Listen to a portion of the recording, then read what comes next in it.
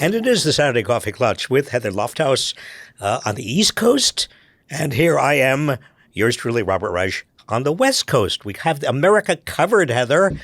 Heather, how was your Thanksgiving? What are we going to talk about today? Thanksgiving. So this is a special episode of us drinking coffee, which we do every week. This one's about, let's talk turkey. Let's talk the price of turkey. Let's talk who sat at Trump's Thanksgiving table, what he's done to Thanksgiving, what it means to us. Let me just start. I had a wonderful Thanksgiving. I love Thanksgiving. It's my favorite holiday. I love getting my relatives and just everybody together over a meal. I don't think I knew this about you. This is your favorite holiday? Yes. I didn't know that. It's my favorite. I mean, when I was a kid, I loved Thanksgiving because on both sides of my family, uncles and aunts and grandparents all came together, and it was just marvelous. It was just a wonderful feeling. And I had one grandmother who was a great cook, and one grandmother who was a terrible cook, and the great cook actually was responsible for Thanksgiving. Thank God. And I was not aware of any family tensions. I mean, I'm sure there were. Every family has tensions. But I just, as a little kid, I just basked in being the little kid, right? Or one of the little kids. That's so fun. I love that for you. And you had a sibling, right? So did you have cousins come over? Was it big and boisterous? And cousins. Oh, yes, a lot of cousins. And we had every year, because one of my great uncles was a photographer. So every year, the kind of the big moment of Thanksgiving was everybody getting together for the Thanksgiving photograph. And Uncle Morris got everybody together, and so we had photographs, 20 or 25 I want to see one Thanksgiving so badly. photographs. We don't have any to show, right? And you can see everybody growing. I mean, I didn't grow very much, but everybody grows and changes, and it was lovely. It really was lovely. I think that's fabulous. My Thanksgiving has been terrific. So it was fun to be in Manhattan because we got to go on the outskirts of the Thanksgiving Day parade. I mean, we didn't go into the mayhem, but so that was kind of fun. That Thanksgiving parade, is that with the big balloons, the gigantic floats? Gigantic floats. Yes, yeah. They're not balloons; they're floats. Yeah, we have a picture of my kid in front of Minnie Mouse. We have a picture of my kid in front of Paw Patrol, and meanwhile he's 13 and doesn't care. Didn't Macy's start that? Yeah, and they wasn't continue originally it. Macy's. Yeah. Really? It's still the Macy's Yeah. Thanksgiving Day parade? Yeah, it's on NBC and Peacock. And no, I'm not getting paid by them. I wonder why no other cities do big Thanksgiving parades. Because New York does it big and best. Yeah. No one can compete. But I mean, why isn't there here on the West Coast, I don't know if any Monopolies, Bob. Yeah. Yeah, maybe it is. Maybe it is Monopoly. So my childhood Thanksgivings where I would go to my dad's and they were very small, but now it's like I try to do, I mean, we should talk about this, right? And that post you did yesterday on Substack, and what does Thanksgiving mean? It means so much to so many different people, and I feel like we all learned, or I did at least, this kind of sanitized version of pilgrims and Native people and shaking hands and sharing bread, and I mean, there's some real conflict around this holiday, but I do believe in the gratitude stuff, not just my own little list that says, I'm really grateful that the corn on my toe is gone and blah, blah, blah. But more, I'm grateful for you. Wait a minute, you're grateful that the corn on your toe? Saying that was trivial the first things. Thanksgiving was about corn. It was about corn. The harvest but it wasn't holiday. about the corn on your toe. It was about the Native Americans provided corn to the pilgrims. I know. And I remember exactly where on Cape Cod, I used to visit all the time, where they met. Yeah, it was called First Encounter Beach. Mm-hmm. And yes, there was a lot of mythology around it, but I was, as a kid, I was just really enthralled to be at the spot where the pilgrims met the Indians, or the Native Americans. We used to call them Indians, and they exchanged gifts, and they were all, according to the mythology, everybody was lovely. Right, but that's a real myth that we are real good in America at making and continuing. Seems here's like the other myth. Hook, line, and sinker. I Loved it. I did. I also, as I published yesterday, that painting, the Norman Rockwell painting of that Thanksgiving, which was the middle class, Midwestern, Norman Rockwell, Lily White, everybody is there around the Thanksgiving table with this gigantic turkey. But that was from the Saturday Evening Post. Heather, I don't know if you remember that magazine. I don't, It but I used to be know of it. It was very popular, and Norman Rockwell published that. The Saturday Evening Post published his painting, which has become the iconic Thanksgiving painting. Published it in 1940. I guess it was right during the war, but it was called "Freedom from Want." It was one of the 4 paintings that Norman Rockwell did to celebrate the 4 freedoms that Franklin D. Roosevelt had talked about in his 1941 State of the Union address. The first is freedom of speech and expression everywhere in the world. The second is freedom of every person to worship God in his own way everywhere in the world.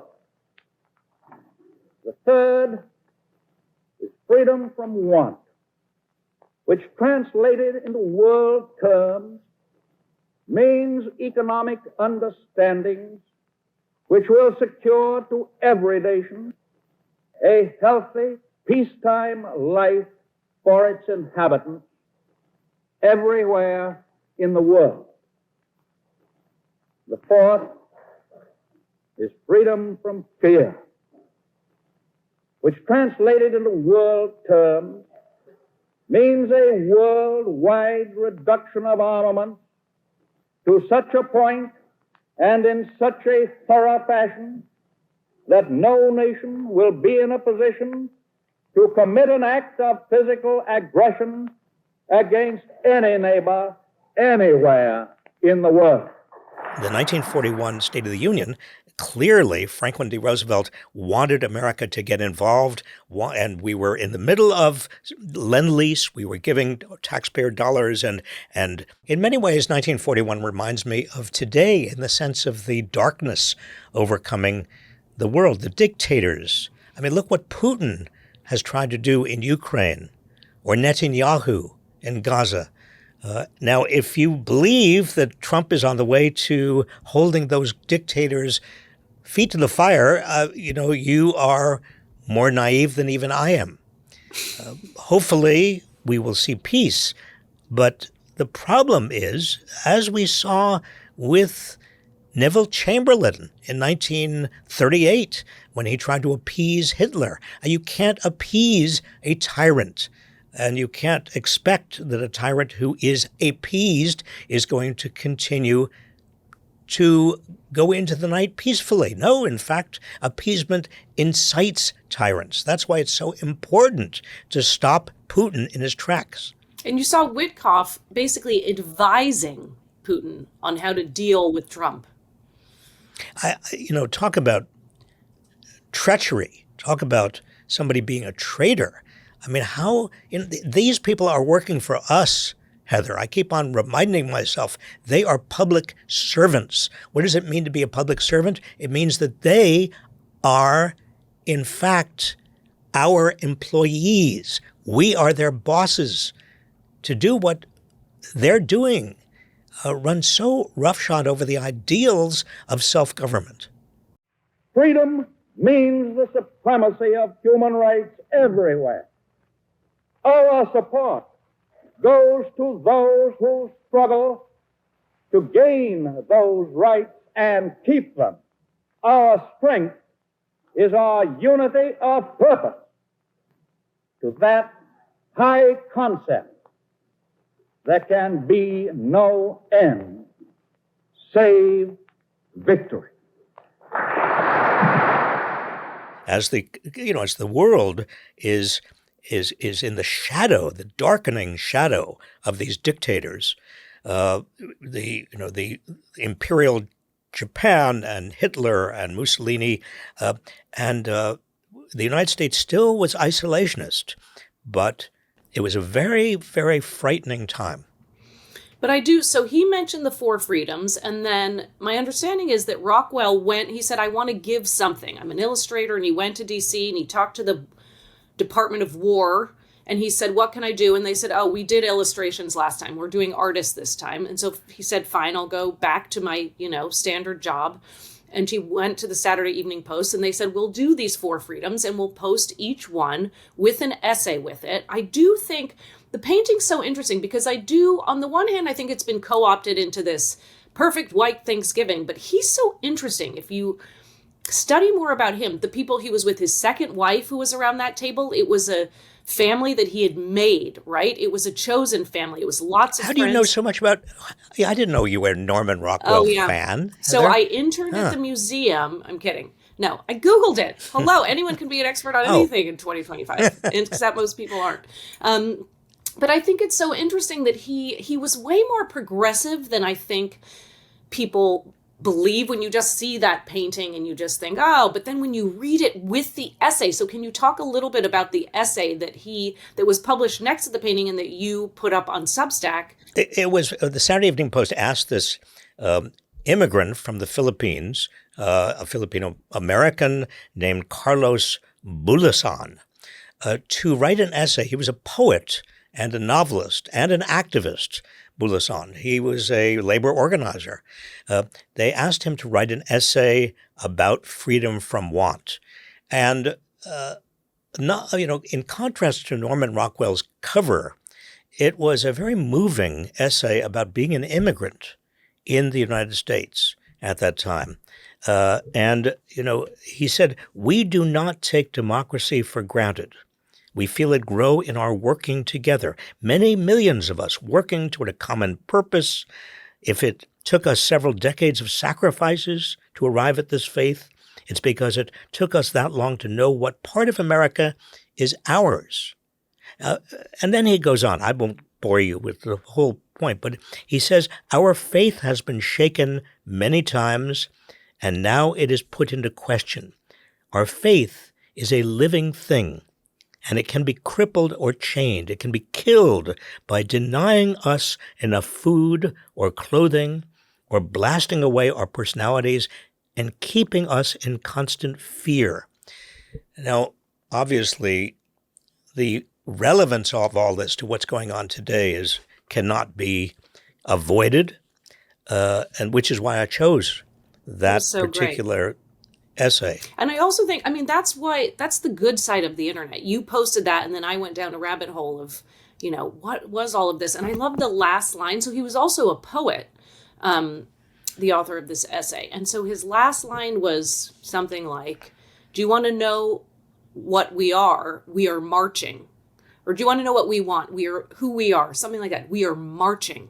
And I love that last line because it's so proactive. And so you think of this freedom from is an interesting concept, right? When you're defining something that's the absence of something, it's kind of hard to grasp. And so then you have Rockwell doing this bounty at this table and smiling white folks. But I bet Rockwell liked that essay a lot. And I loved the essay was full of hope. Yes, and the four freedoms, you're absolutely right. The four freedoms, one is freedom from want, and the other is freedom from fear. It's not just freedom of speech and freedom of religion, freedom from want and freedom from fear. And these became very central to the United States' understanding of why we went to war, when we went to war, what we were fighting for. Not just freedom of speech and freedom of religion, but also freedom from want and freedom from fear. And then the four freedoms got incorporated into the UN Charter, into the, subsequently into the Declaration of Human Rights in 1948. They were palpable after the war. The United States felt that we had conquered, justifiably, we had conquered dictatorship. We had, freedom and democracy had won, and we celebrated. We celebrated these four freedoms. And then, of course, Rockwell did that painting about Ruby Bridges and the desegregation of schools that was so powerful. He was interesting. Through painting, he reminds me a little bit of Frank Capra. Frank Capra, who was the director, who did, It's a Wonderful Life, and Mr. Smith Goes to Washington, and was accused of being corny about American values. They called him Capra Corn. But Norman Rockwell and Frank Capra, in some sense, in the 1940s, 1950s, encapsulated America's idea of what its ideals actually were. Right. That they were universal ideals. They were universal ideals about democracy, about the rule of law, about the centrality of these human values. And think how far we've come, I know. Heather. And so we have FDR talking about these four freedoms, and then now we have Mayor-elect Mamdani in Manhattan, in New York, in Brooklyn, wherever he actually is. I don't know where his Thanksgiving was. And so this FDR populism feels like here we are again. You think we're back? You think we're back there? Maybe we are. I mean, I just wanted to just a cautionary note, because just about the same time that we had this feeling of this triumphalism after the Second World War, we also began to have this Red Scare, the second Red Scare, like we had after the First World War. And soon Joe McCarthy and the fears about communism and Bulosan himself, Carlos Bulosan, the poet that I referred to, that we were talking about a moment ago, he was accused of being a communist. And he was isolated. He couldn't make any money from his writings or his art or anything else that he tried to do. He ultimately died, impoverished at the age of 44 in 1956.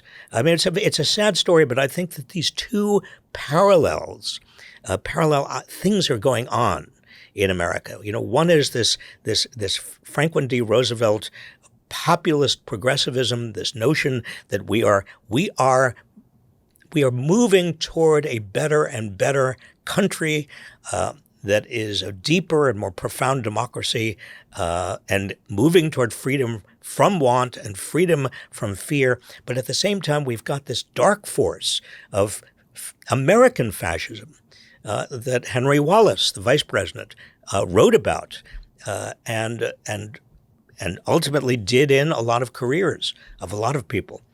And so now we have, in a sense, the same two forces. I mean, we have the FDR progressive populist force, as you just mentioned, and it may be coming back. But where does the wealth and but power? We also have, where does the wealth and power fit into that? The extreme wealth. Well, I think wealth and power fit into it because, when Franklin D. Roosevelt became president in 1933, he was responding in some sense to the old Gilded Age of concentrated wealth and power that had got us into the problems we got into. I mean, it was because of the speculation. It was because of the extraordinary monopolization of the country that led directly and indirectly to the Great Crash of 1929, which ultimately fed into the Depression. And that was an opportunity for Franklin D. Roosevelt to reorganize America, to get rid of, in effect, raise taxes and get rid of the extraordinary fortunes of the robber barons of the first Gilded Age. Well, we're back to the robber barons of the second Gilded Age. We have, 700 or maybe 800, depending upon whose estimate you're looking at, billionaires in America who are running roughshod over our economy and over our democracy. And so even though we have Zoran Mamdani, and we have, the forces of democratic, progressive politics, that are really forging ahead, and that's something that I think we can all be very, very thankful for. we also have to contend with the reality of concentrated economic and political power, such as we haven't seen since the first Gilded Age. And I think people, I mean, you've been talking about this with all due respect for a while, but people are tuned in. I mean, you have Bernie and AOC going on the oligarchy tour, anti-oligarchy tour, and people are getting angry. And that is evident when they voted a couple weeks ago, including for Mayor-elect Mamdani. By the way, there's a special election coming up in Tennessee in a district that was swinging pro-Trump by 20 points, and now I think it's within 2. 24 points, that's right. It was 20 in 2024, this district, and I think it's the Nashville district, or Nashville and the environment around Nashville, suburbs, you had huge Trump support. And now it looks like that challenger, and her name is Afton Bain, that challenger, that Democrat, actually has a very good chance, she's within 2 points, according to recent polls, of actually prevailing there. But the people are angry, Bob. The people are not liking it. And is it the economy? Can we talk about Carville and his article where he came out and said, we got to focus on economic populism? Duh. Well, finally, I mean, James Carville, who said right after the election of 2024, Democrats should just play dead. Now, finally, he's saying this. Now, remember, James Carville was Bill Clinton's, and I know him very well. He was Bill Clinton's political advisor. He's now saying, well, economic populism. Yes, economic populism. That's what the Democrats have got to say. And what is economic populism? It means you are saying to the country there is too much concentrated wealth and concentrated power that comes from that concentrated wealth. And we are no longer going to allow it. We are going to take it on. The country's wealthiest. This is interesting, Heather. In the year 2000, the wealthiest 100 people donated about 1/4% of the total cost of federal elections. By 2024, they covered about 7.5%, even as the cost of these elections soared. That's the richest 100 people. The richest 100. This is just 100 people. Exactly. This is 1 out of every $13 spent in last year's national election came from just 100 people. And it was mostly, mostly they went to Republicans. Yep. But also mostly these dollars Democrats went to Republicans. 80% went to Republicans. But you've written about this over the years. I mean, Carville says, out with woke and in with economic populism, like it's this, zero-sum game of the two. But you've really talked about cultural populism. It's not stop being woke. It's let's go for social justice and let's hammer home on the economic populism. That's what people. That's right. In terms of election, they go together. Right. They go together. Social justice and economic populism. What we're really talking about is we don't want to be totally dominated by a small cabal at the top. American democracy and the economy, neither can respond very well to the needs of America if we have a small group of people running the country. At the end of the first Gilded Age, you've probably heard me say this again and again, and I apologize. At the end of the first Gilded Age, there was a former justice of the Supreme Court, Louis Brandeis, who's reputed to have said, America faces a choice. We can either have great wealth in the hands of a few people, or we can have a democracy. But we can't have both. And that was profoundly correct. It was correct at the end of the first Gilded Age. It's correct now that we're in the second Gilded Age under Donald J. Trump. So before we get to GJT, can we just for a minute have a moment of gratitude? I mean, I have to say, I think what you Wait a minute, gratitude toward Donald Trump? No, gratitude towards anything anti-Donald Trump, anything and everything. Yes. Oh. No, but I think, here we are having this Coffee Klatch. I'm so grateful to have met you. I'm so pleased we have this community of this Coffee Klatch. I mean it, who shows up. There's so much conflict in America.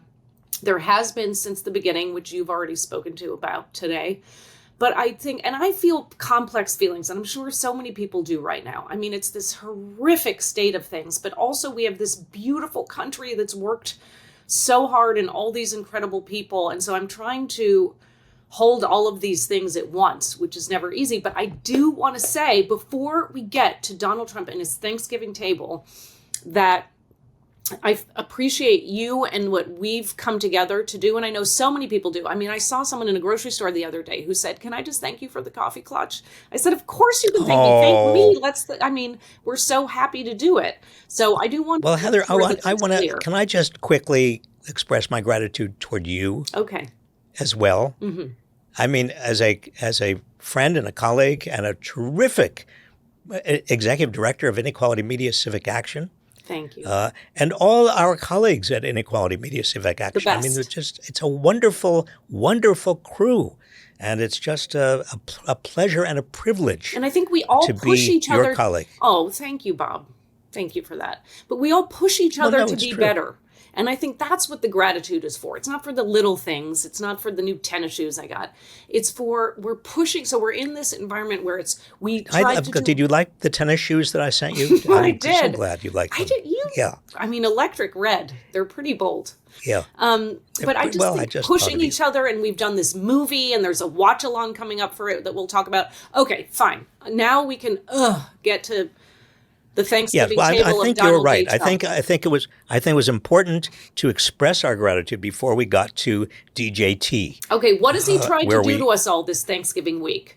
Brought us down. Well, he pardoned some turkeys. The biggest turkeys, Bob. The biggest. I mean, pardoned really turkey. I mean, big turkeys, but healthy.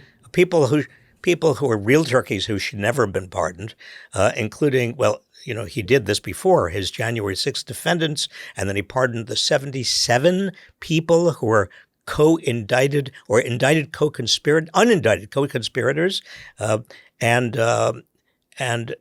then we have, Marjorie Taylor Greene. Where do you think she sat at the table at Mar-a-Lago? At Trump's Thanksgiving. Yeah. Do you think she was?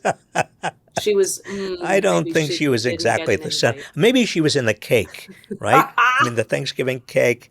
I don't know. I just there's some. I can't help but think about divine justice. I mean, she was such a Looney Tunes. I mean, she represented the crazy part of Donald Trump. Die hard for him. But now she's gone. And Donald Trump is taking credit, of course. He's saying, well, I got rid of her because she wanted to leave because she was threatened by my threat to primary her. Well, she may have been threatened by Donald Trump's criticism, which causes some of his followers to make death threats. That is true. And this is a sobering issue because he's also threatening those Democrats who did a video, and we talked about it last week, who said to members of the armed forces, you should not obey an illegal order. And I remember we talked about it last week, Heather. We talked about the fact that is part of the Uniform Code of Military Justice. It's part of what we have learned from the Lieutenant Calley horrors in Vietnam. We learned it from the Nuremberg trials. I mean, you as a soldier, you may not follow an order that is obviously clearly illegal. And that's all they said. That's all the Democrats said. And they, and Hegseth threatened Mark Kelly, of all people, Senator Mark Kelly, a former naval officer who is an astronaut. It's also belittling. It's not just all week it is calling them seditious, they backtrack allegedly on calling for the hanging of people. And then he's dissing Pritzker all week, and and Hegseth is dissing Mark Kelly. It's so ugly over and over and over again. And Donald Bone Spurs Trump, who never served, I know. I mean, and we're talking about them criticizing a hero, a true hero. Now, I have to confess, I know Mark Kelly. I gave a blessing at his wedding to Gabby Giffords. Gabby Giffords herself, a congresswoman who was shot in the head and has recovered almost all of her abilities. But how in the world can Donald Trump and Hegseth criticize Mark Kelly? Right. I mean, it's And I disgusting. saw Mark It really Kelly is. on, not MSNBC, what do we call it? MS Now. This MS week. Now. And he basically said, oh, you want to know what I've been through? You want to know what I've done? This doesn't faze me. Do I like it? No. Is it appropriate? No. But look what my wife and I, the service that we have, undertaken for this country. So I think that this might actually improve his chances of being a presidential candidate. we shall In see. I think 2028. a lot of people are throwing their hats in the ring. I'll take it. Come on. Someone else, get in there, Yeah. please. And at the same time that all this is happening, the lies. So you know this. I follow Aaron Rupar on all the social channels, and he just pulls clips. I don't think the guy sleeps. I mean, we can talk here now. I'm thinking of Donald Trump not sleeping, allegedly. But so he's pulling all these clips, and you see all of these people on Fox and otherwise saying everything, it's the cheapest it's ever been. It's just lie after lie. This is so great Thanksgiving for everyone this year. Walmart's, as cheap as can be, and blah, blah, blah, blah, blah. And it's interesting about what the actual costs are. And then the fact that a lot of these big box grocery stores use turkeys as a loss leader, right? To get people in, and the fibbing and the massaging and the storytelling around the economy right now. Well, see, people know their lies. They know their lies because this is an aspect of life in America and the economy in which everybody is an expert because everybody shops. I mean, not everybody, but those of us who actually go to grocery stores, those of us who fill up our gas tanks, those of us who actually have to spend money, we know that the economy is, if you excuse the expression, shitty. I know. You remember Trump saying the word groceries? And grocery prices are soaring. I mean, the price of this Thanksgiving is much higher than previous Thanksgivings. Everybody knows that. I know. And you don't have to be an expert to know it. The other so when problem Trump too says it affects everything, right? So avian flu, you've got to be so careful. We know this with avian flu. The second a bird gets sick in your flock, clearly I'm not in poultry production, you've got to isolate that bird. You've got to clean everything. You depopulate, which is horrible to even think about. But and then you report it.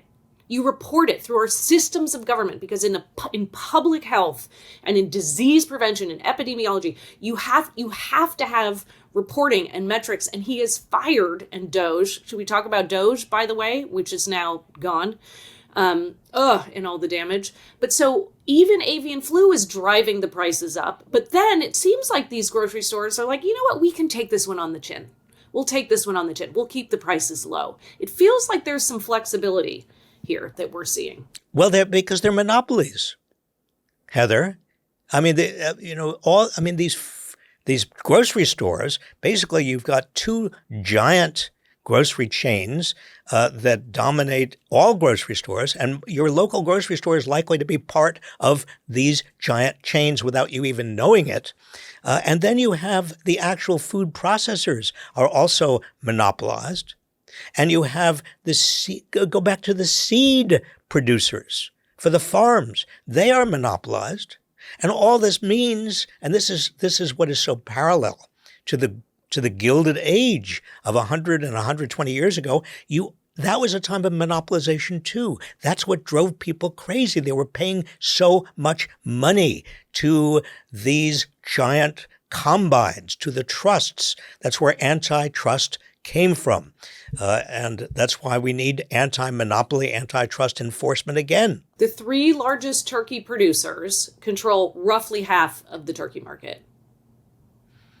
They're turkeys. They are turkeys. All of them. Yeah. And so prices are up. And on these 11 Thanksgiving staples, right? This is how we analyze this. Is it stuff? By the way, stuffing and dressing are the same thing, but one's in a bird and one's out. Did you know that?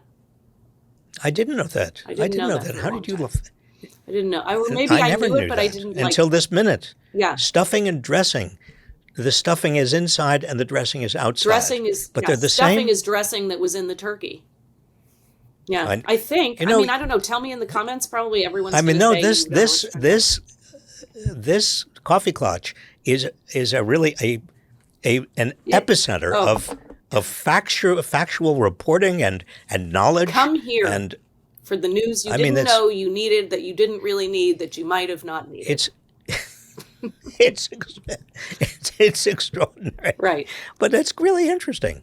It is interesting. So, and then can we talk about the tariffs a little bit? Because again, Trump goes on Truth Social this week and says other countries are going to pay the tariffs, and then he mentions SCOTUS, like, be careful around my tariffs. I mean, he doesn't understand economics, but the tariffs are that's dangerous. That's dangerous in itself. The tariffs on imported steel and aluminum, just to take those, for example, they are raising prices. Consumers are paying 10 to 40 cents more per can of canned goods when companies pass, and companies are passing on the cost to the extent that they possibly can, because a lot of these companies, again, are monopolies, and they can pass the costs on to consumers. And that's what we're talking about. Thanks to these tariffs, coffee prices. I know that one. Are their largest month-to-month price increase since 2011. The average household is estimated to spend an extra $1,800 on goods, including food, this year because of these price increases, because of these tariffs. Now that I know that Thanksgiving's your favorite holiday, I think we got to do something different next year. You didn't have any Uncle Bobs at your table, as we call them, because I love the video. You did this years ago with the Inequality Media team. What to do about your Uncle Bob at Thanksgiving? You mean your Uncle Bob, the conservative Republican? I didn't, of course, when I did that video for the first time, there were no Uncle Bob Trumpers. But now there's some people. They were out there. They just didn't know they were going to. Were there any at your There were none at my Thanksgiving. Thank goodness. There were not.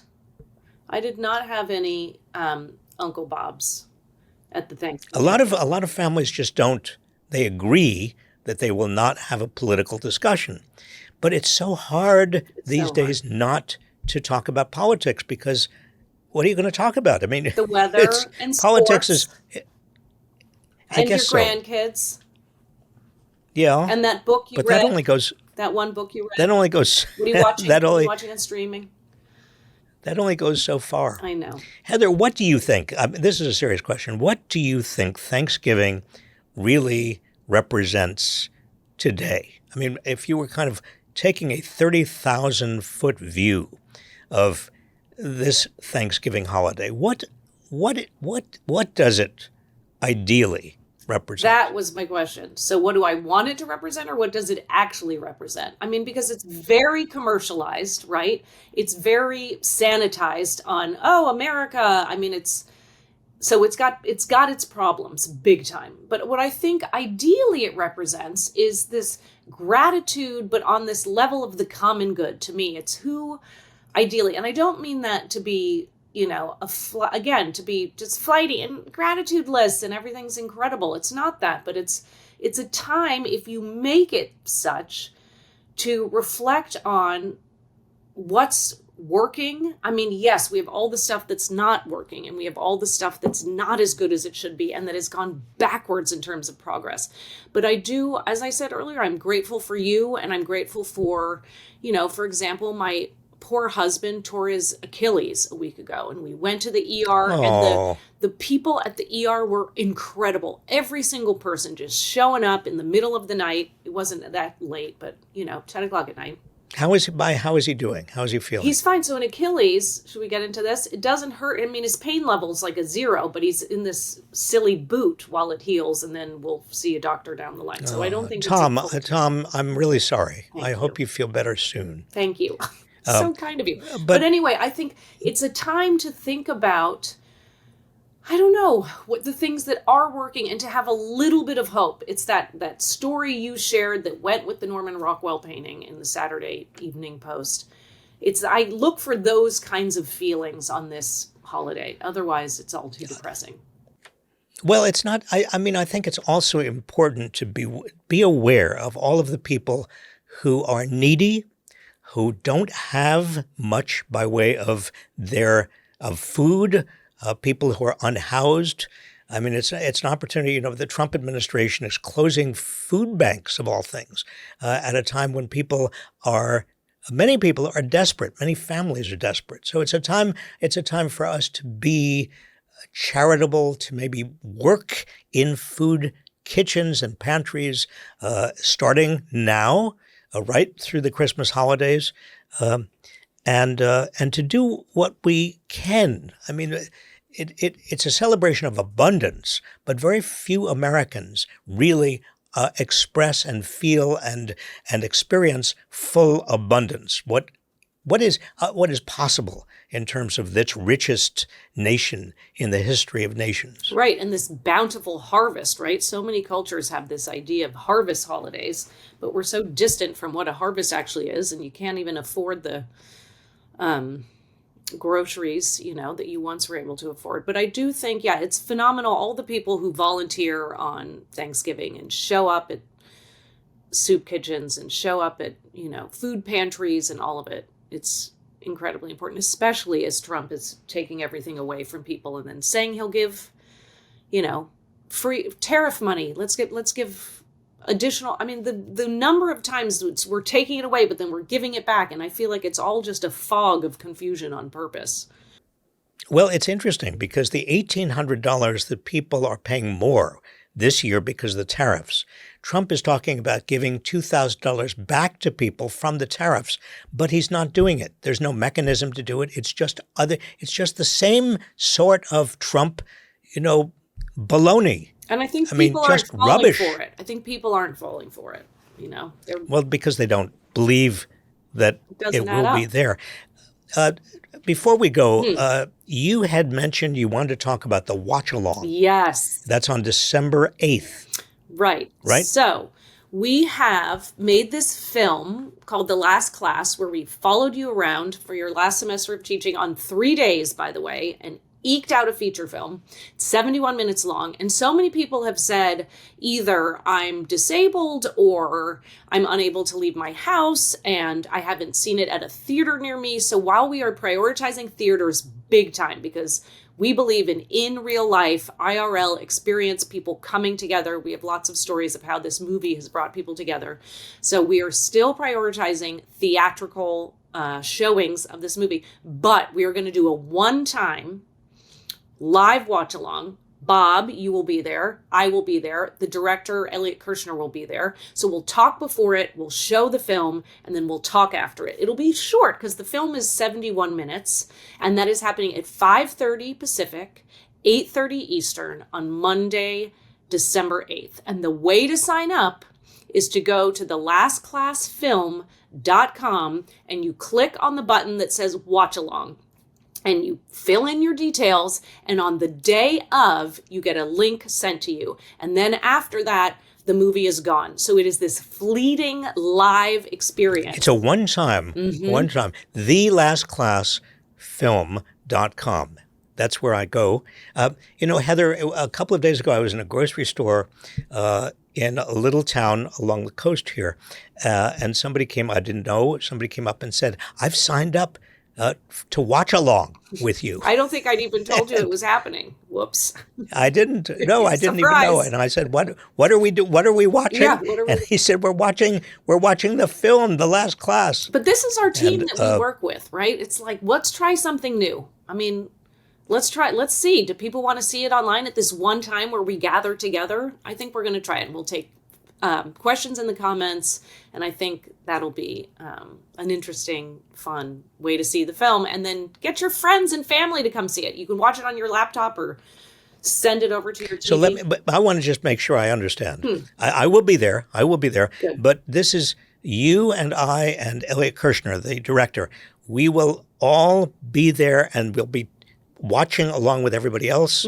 And we'll be taking questions at the end from anybody who calls in. And beforehand, we will also be talking to people. Yeah, just for a minute. We'll welcome people. And then do you remember when we did our, do people remember when we did our, by the way, we have been doing this Klatch since March 2022. Did I tell, I looked that up the other day. That's, how many years? That's a lot of years. 3.5 years? That's a lot of years. It's not that many years. It's 3.5 years of coffeeing. 3.5 years. But yeah, so we come in and we'll talk a little bit beforehand. And remember we did the debates. By the way, Bob, that feels like 700 years ago. We would do live watch-alongs of the debates of Joe Biden and Donald Trump and Kamala Harris. That Biden, I remember that Biden-Trump debate. You and I sat there watching together, and I don't know. I didn't know what to say. I didn't want to be discouraging. I didn't want to say this is ball game, but it was painful. At least we weren't doing it live. I think I put my thumbnail through my finger with stress, trying to keep it together. But anyway, so we come in and we'll talk a little bit, and maybe we show up once or twice in the side. I don't know, Michael, the fabulous Michael Hannes Calderon on our team strategizes for everything. So he has a vision for how this is going to go. And we'll be in the corner for a minute throughout. You can kind of see us, and we'll be eating popcorn in the glare from the screen. I don't know what's happening. And then we'll do a Q&A afterwards. And it's an opportunity to see this film about you processing what it means to retire after 40 years, what the power of teaching, seeing all these students, what the students are going to do with their lives, what is aging, this difference, this generational difference. It really is about a love letter to education and to students and the relationship between education and democracy. And it sounds a little bit, as I just said it sounds a little theoretical, but it's not. It really, you did it. You're the producer. It was a beautiful film. Well, I feel Heather. supported Thank you. this. I feel supported in this environment to do novel testing with digital media. So we're going to keep doing it. And you have done an absolute wonderful job. I want to thank you. I want to thank everybody involved in Inequality Media Civic Action, everybody who has contributed to Inequality Media Civic Action. I also want to thank all of you out there who you still have a Thanksgiving weekend. There's still some of the Thanksgiving weekend left. And all of you who have expressed gratitude for what we are doing, for what people are doing in terms of their activism and their hope. I think when I really do step back from the last 10 months, what is most important to me is that we continue, as the saying goes, to keep hope alive.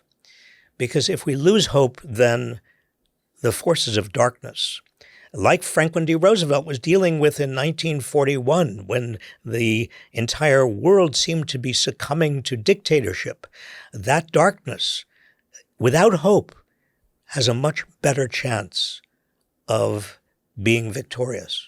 With hope, as long as we keep that hope alive, as long as we continue to fight, that darkness doesn't stand a chance. Happy Thanksgiving weekend, everybody.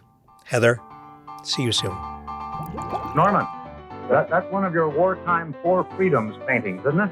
Well, this one is the freedom of speech that I did. Well, I did it for the Federal Post, and then the government used it. And this is the freedom of worship. Oh, yes, I remember that very well.